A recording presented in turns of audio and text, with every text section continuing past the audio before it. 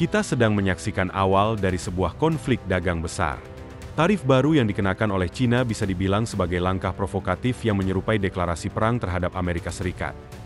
Harapannya Trump dapat merespons dengan strategi yang tepat, mengingat tindakan ini menyasar model bisnis dan ekonomi Cina yang sangat tidak seimbang. Kita belum pernah melihat ketidakseimbangan seperti ini dalam sejarah modern, terutama dalam hal ekspor Cina dibandingkan PDB dan populasi mereka. Cina telah membalas, dan Trump menyebutnya sebagai deklarasi perang dagang. Ketegangan antara kedua negara pasti akan meningkat. Mari kita bahas langkah-langkah yang diambil oleh Cina dan respons Amerika Serikat, dimulai dari tarif awal yang dikenakan oleh Trump. Partai Komunis Tiongkok, PKT, dianggap sebagai manipulator terbesar dalam perdagangan dunia, sementara mereka berusaha mempertahankan TikTok di Amerika Serikat.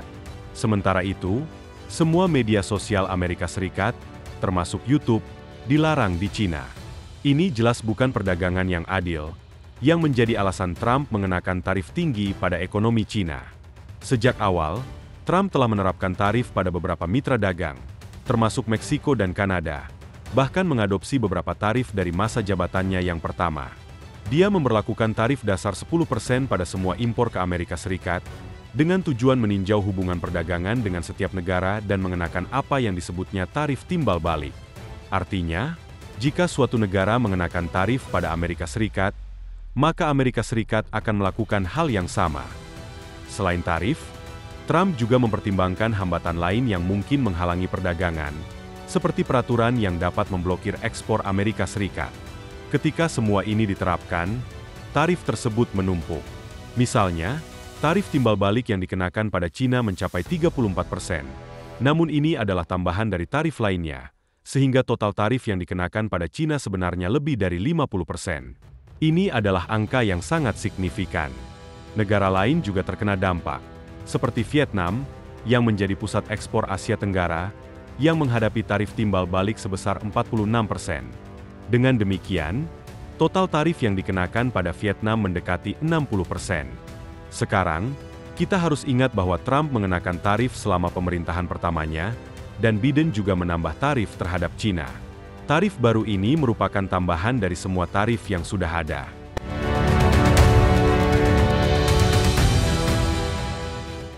Sebelum membahas total tarif, kami ingin menunjukkan sebuah bagan yang diterbitkan oleh pemerintahan Trump yang menyebut Taiwan sebagai sebuah negara. Hal ini jelas membuat PKT tidak senang. Namun, mereka tidak memiliki banyak waktu untuk bereaksi karena dampak dari tarif yang dikenakan. Saat ini, tarif pada Cina berkisar antara 7,5% hingga 25% berdasarkan bagian 301. Tarif ini awalnya dikenakan oleh Trump di masa pemerintahannya yang pertama, dan kemudian ditingkatkan oleh Presiden Biden setelah menjabat. Tarif ini mungkin akan meningkat lebih lanjut sebagai balasan dari Cina, dan Trump kemungkinan akan menambah tarif lagi. Pada 28 Januari 2025, Trump mengenakan tarif 20% pada Cina terkait perdagangan fentanyl. Minggu ini, dia menaikkan tarif menjadi 34% sebagai respons timbal balik, karena Cina tidak membuka pasar mereka dan mengenakan tarif pada produk Amerika Serikat yang masuk.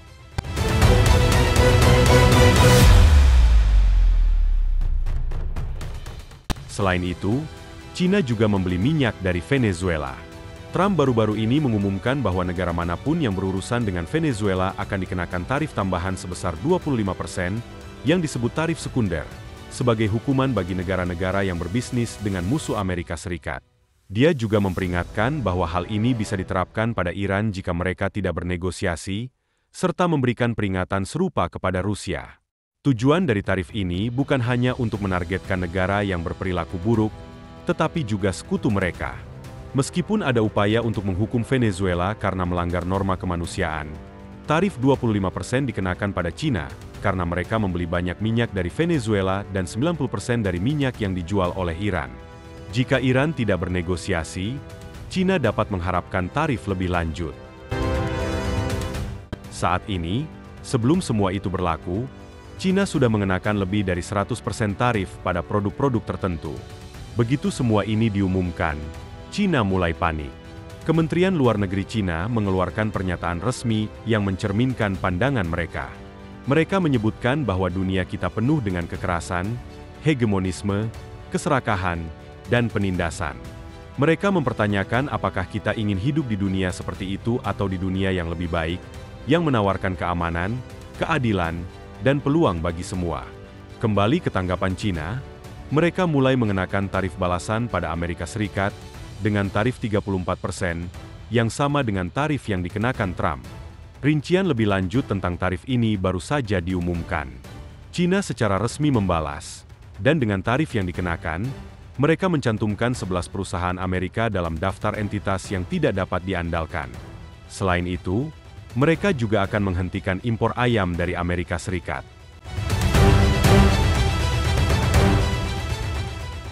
Kita perlu menyadari bahwa Amerika Serikat mendapatkan lebih banyak dari Cina dibanding sebaliknya.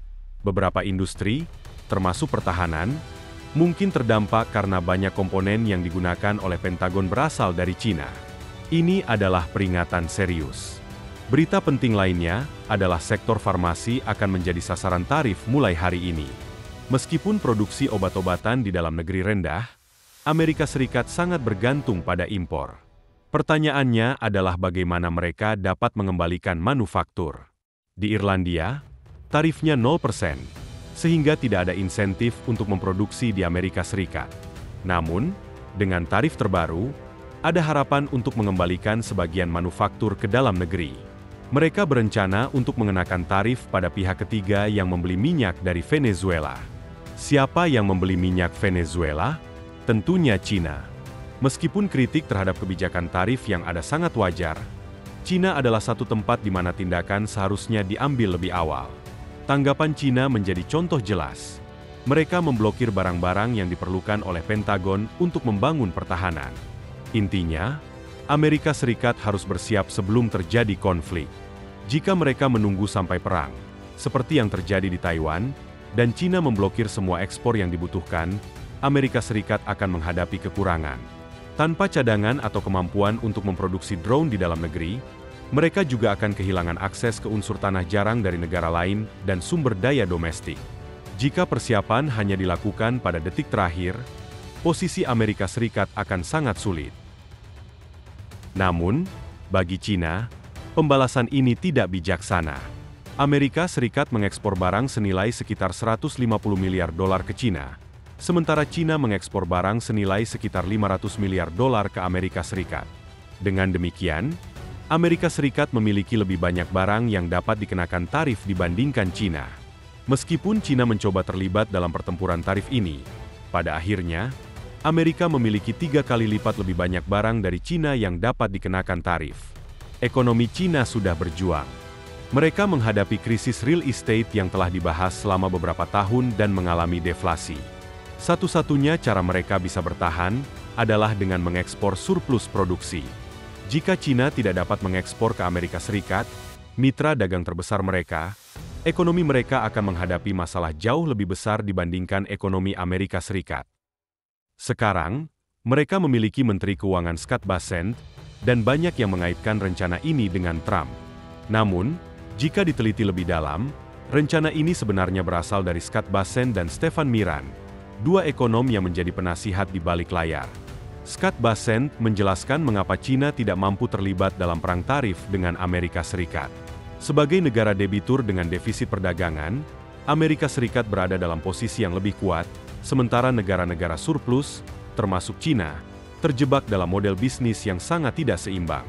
Situasi ini belum pernah dilihat sebelumnya dalam hal tingkat ekspor Cina relatif terhadap PDB dan populasi.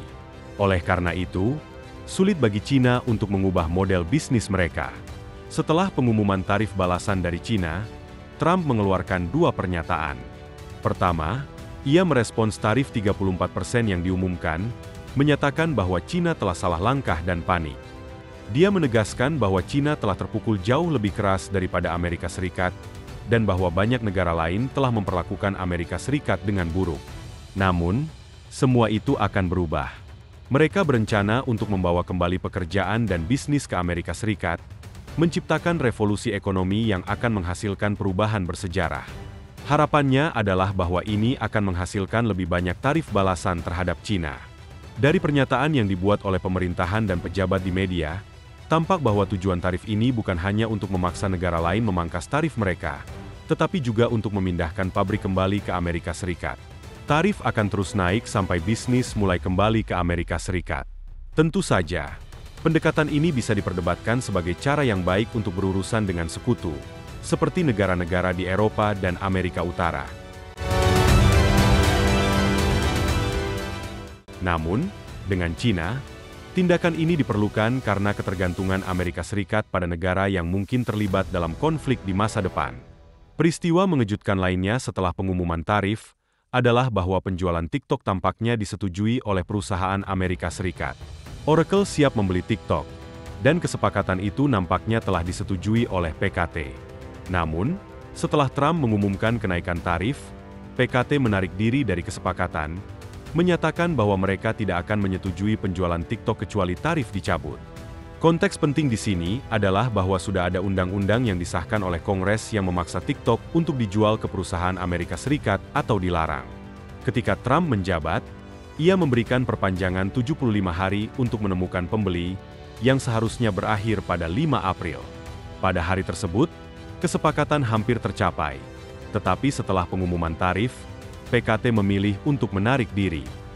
Trump mengeluarkan pernyataan yang menyebutkan bahwa ia memberi TikTok 75 hari lagi untuk mencari penjual. Dalam pernyataannya, ia menyatakan, "Pemerintah saya telah bekerja keras untuk mencapai kesepakatan yang akan menyelamatkan TikTok, dan kami telah membuat kemajuan luar biasa. Kesepakatan ini membutuhkan lebih banyak waktu untuk memastikan semua persetujuan yang diperlukan ditandatangani. Itulah sebabnya saya menandatangani perintah eksekutif untuk menjaga TikTok tetap aktif selama 75 hari tambahan." Ia juga menekankan harapannya untuk terus bekerja dengan itikat baik dengan China, mengakui bahwa mereka tidak senang dengan tarif timbal balik yang diperlukan untuk mencapai perdagangan yang adil antara China dan Amerika Serikat. Menurutnya, ini menunjukkan bahwa tarif adalah alat ekonomi yang kuat dan penting bagi keamanan nasional. Trump menegaskan, "Kami tidak ingin TikTok menjadi gelap. Kami berharap dapat bekerja sama dengan TikTok dan China untuk menutup kesepakatan." Namun, perintah eksekutif ini mungkin ilegal karena undang-undang yang disahkan oleh Kongres dan ditandatangani oleh Presiden Biden menyatakan bahwa Presiden hanya dapat memberikan satu perpanjangan selama 75 hari jika penjual tidak ditemukan dalam waktu tersebut. Ini berarti TikTok seharusnya dilarang. Dan memang seharusnya demikian. Alasan utama di balik upaya melarang TikTok adalah karena PKT memiliki pengaruh yang terlalu besar terhadap perusahaan swasta di Tiongkok. Ini terlihat jelas dari situasi di mana PKT memutuskan apakah TikTok akan dijual atau tidak. Contoh lain mengenai masalah ini melibatkan pelabuhan di Panama. Sebuah perusahaan Amerika Serikat, BlackRock, membeli 2 pelabuhan dari perusahaan yang berbasis di Hong Kong senilai 19 miliar dolar. Namun, PKT tidak senang dengan penjualan yang dilakukan oleh perusahaan swasta tersebut dan membatalkannya.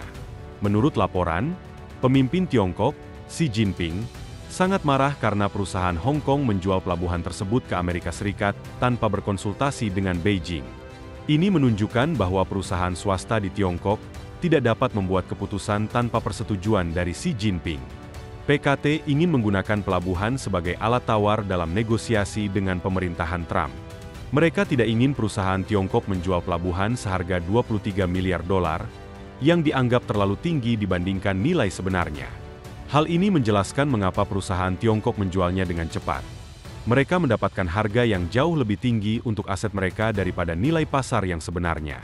Contoh lain dari kontrol PKT di Tiongkok adalah bahwa semakin besar perusahaan, semakin banyak kendali yang dimiliki PKT atas mereka. Kita telah membahas banyak isu penting terkait konflik dagang antara Amerika Serikat dan China, serta dampaknya terhadap ekonomi dunia.